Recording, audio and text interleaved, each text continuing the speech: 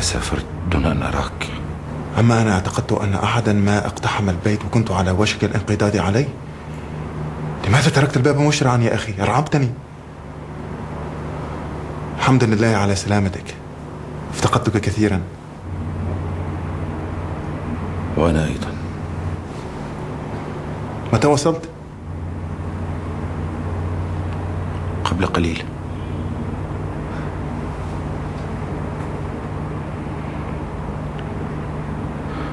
الغرفة مرتبة على غير عادتك وعلى عكس طبيعتي، ولكن غيابك عن البيت وبقائي فيه وحيدا جعلاني أشعر بالذنب والمسؤولية، فتحولت إلى حارس إلى هذا المكان وصرت أبالغ في الحرص عليه.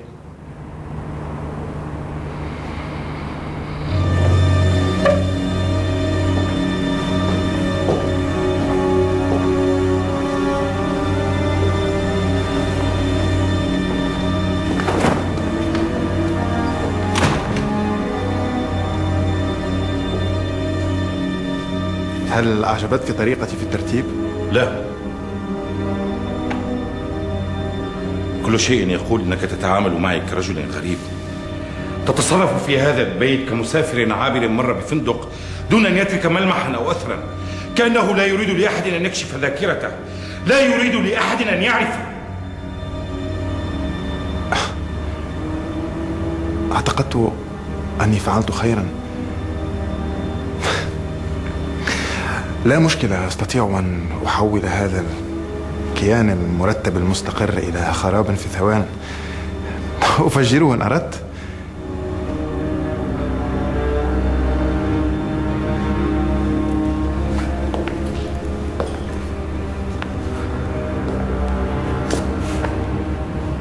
أنا آسف، ولكن مزاجي حكر. يبدو أنني متوعكم قليلا. أطلب لك طبيبا؟ لا لا لا، لا تقلق، يبدو أنها مسألة عابرة، ستزول بزوال المسببات.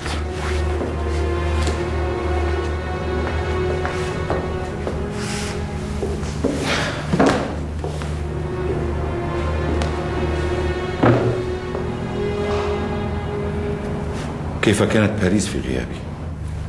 كما قال عنها طه حسين، مدينة نور، أما أنا فأراها مدينة نور ونار. على فكرة، الهاتف لم يتوقف عن الرنين في غيابك. حقا؟ هذه قائمة الاتصالات. البعض اعتقد أنني أعمل مديرا لأعمالك. في غيابك فقط أدركت كم أنت فنان هام. هكذا الأصدقاء، لا يدركون أهمية أحدهم للآخر إلا حين يتباعدون ويرون بعضهم البعض في عيون الآخرين.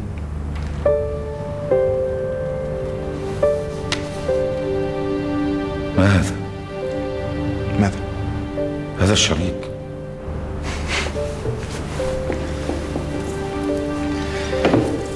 يا رجل، كل محاولاتي أن أكون مرتبا باءت بالفشل. إنه من النوع الذي تلف به الهدايا، أليس كذلك؟ بلى، إنها صاحبة المكتبة أصرت أن تلف لي الكتب بهذا الشريط. صحيح، نسيت الأهم. لم تذكر لي شيئا عن كاترين. كاترين؟ هل عادت من لندن؟ نعم، عادت كاترين من لندن. أشعر بالفضول تجاهها. من هي كاترين أيها المتكتم؟ هيا افرغ ما في جيوبك السرية. معقول يا رجل أن تخفي عني عن صديق عمرك حكاية كاترين؟ مجرد صديقة.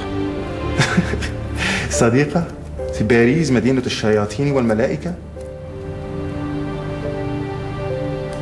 إلى هذه الدرجة أنت متأكد أنها مدينة الشياطين والملائكة؟ اسأل طه حسين، هو يجيبك. أسألك أنت. لا شك أنك اختبرت نارها ونورها في غيابي. هل فعلت؟ يا خالد أنت تضحكني.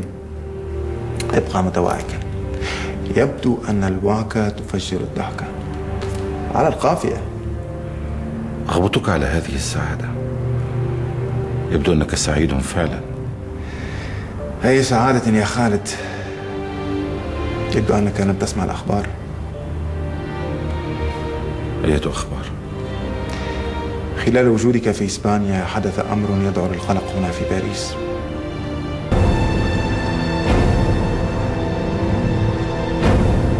فتاة شابة أطلقت النار على السكرتير الثاني في السفارة الإسرائيلية هنا في باريس، يدعى ياكوف براسيمنتوف.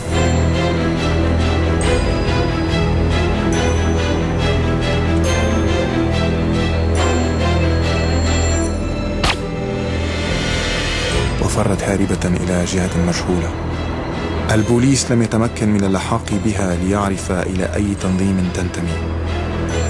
مع ذلك سارعت إسرائيل إلى اتهام منظمة التحرير الفلسطينية قبل أي تحقيق.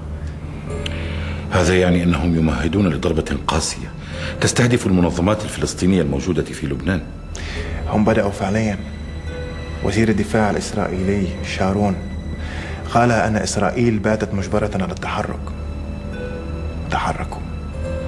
أسراب من الطائرات الإسرائيلية أغارت على منطقة الممتدة من الدوحة إلى إقليم الخروب، وقصفت لمدة 90 دقيقة. ولكن هذا خرق لاتفاق وقف إطلاق النار الذي أقر في مجلس الأمن. إسرائيل باتت تملك ذريعة ولا أحد يستطيع إيقافها، حتى أنها لم تكتفي بالغارات الجوية، فقد هاجمت سفنها الحربية زوارق صيد لبنانية داخل المياه الإقليمية وبالت ميناء صور. وما ذنب هؤلاء الصيادين؟ آلة القتل الهمجية لا تفرق بين الصياد وغير الصياد. يبدو أن الأيام القادمة تنبئ بما هو أسوأ.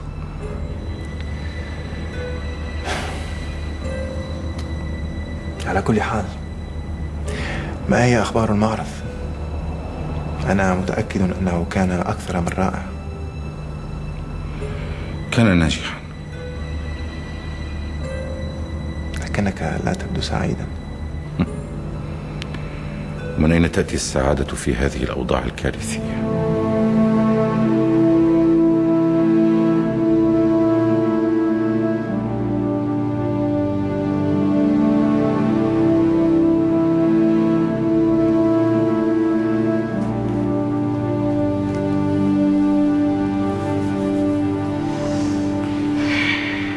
فريدة أرجوك أن تجلسي.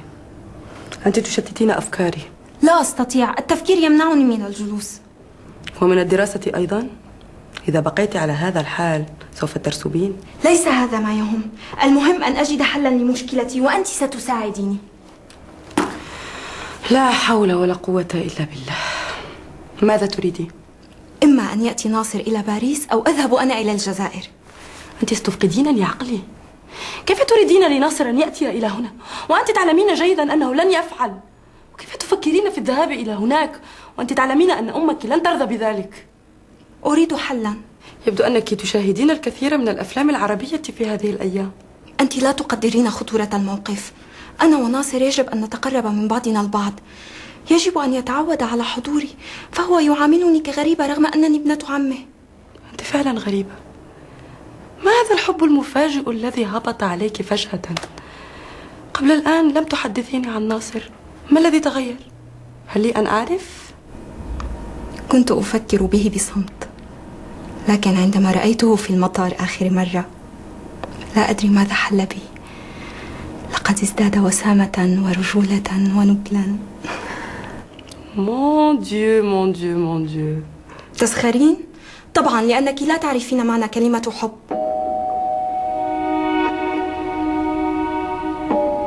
معك حق. لذلك كفي عن السخرية وساعديني. عندي فكرة. اكتبي له رسالة. أنا؟ أنت تعرفين جيدا بأنني لا أجيد كتابة الرسائل. جربي. أنت تريدين من ناصر أن يصرف النظر عني نهائيا؟ حياة؟ نعم. اكتبيها عني، فأنت بارعة في الكتابة. هل جننتي؟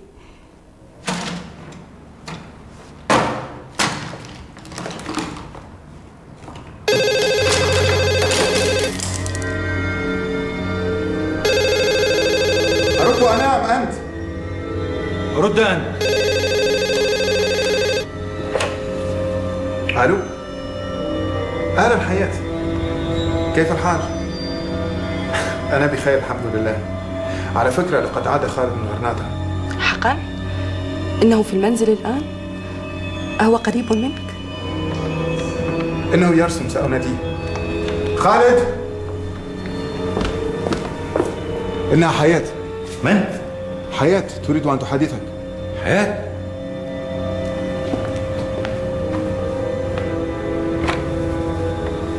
ألو؟ الحمد لله على السلامة. يعيشك، وش راك؟ افتقدتك كثيرا. باريس مظلمة في غيابك. احكي لي، كيف وجدت غرناطة؟ هل هي جميلة كما يتحدثون عنها؟ والمعرض، ما أخبار المعرض؟ كانت جيدة، ولكن الحديث يطول والهاتف لا يفي بالغرض. سأخبرك عندما أراك. متى؟ متى تشائين؟ غدا على موعد الغداء. غدا على موعد الغداء. لا تنسى أن تحضر زياد معك. طبعا طبعا. أدوما سيكون غداء وداع لزياد. أوفاغ. أوفاغ.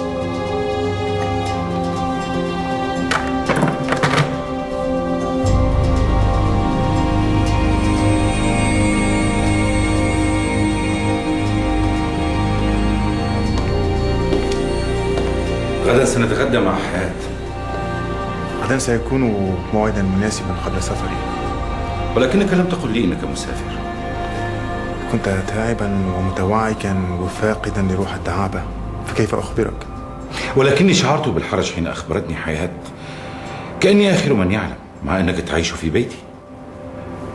لقد اتصلت في غيابك لتسأل عنك، وأخبرتها عن موعد سفري.